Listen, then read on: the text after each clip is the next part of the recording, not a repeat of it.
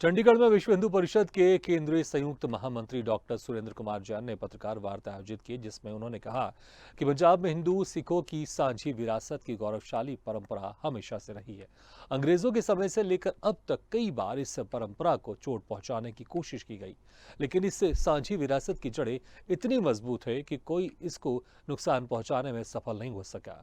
वर्तमान घटनाक्रम भी हिंदू सिखों की साझी सांस्कृतिक विरासत और परस्पर सौहार्द को नष्ट करने का षड्यंत्र है, जिनको पंजाब के हिंदू सिख समाज किसी भी हालत में सफल नहीं होने देंगे।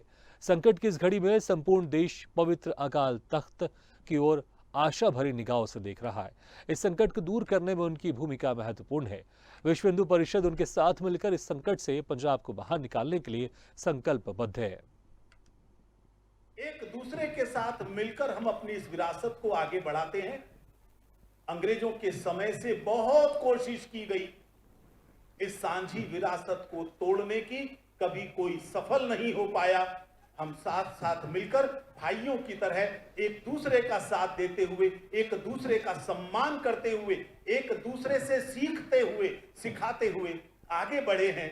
और शायद जो जितने भी आक्रमण हुए भारत के ऊपर, पंजाब ने अपनी छाती पर झेला, और केवल झेला नहीं, उन सब के अंदर विजय भी प्राप्त की।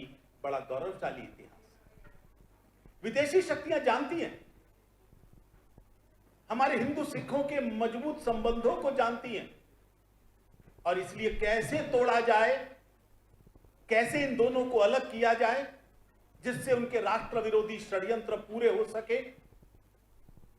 देश विरोधी शक्तियां बार बार इसके षड्यंत्र करती रही है, सफल नहीं हो पाई। अभी जो 29 तारीख की दुर्भाग्यजनक घटना हुई पटियाला में, पंजाब के कुछ और स्थानों के ऊपर, एक ऐसा व्यक्ति जिसका भारत से कोई लेना देना नहीं, भारत में आता नहीं, उसका जीवन सिक्खी के कितने अनुसार है कितना नहीं, मैं उस पर टिप्पणी करने का अधिकार नहीं रखता। लेकिन वो वहां बैठकर विदेशों से कॉल देता है, और यहां पर वो तांडव शुरू हो जाता है जो नहीं होना चाहिए। दूसरे पक्ष में भी कुछ लोगों ने गलत हरकतें की, गलत बातें कही, वो दोनों ही दुर्भाग्यपूर्ण है। पंजाब में कुछ जगह इस तरह की घटनाएं हुई, पटियाला में थोड़ी ज्यादा हुई, लेकिन इन सब के बावजूद हिंदू और सिख पटियाला में मिलकर रहे हैं।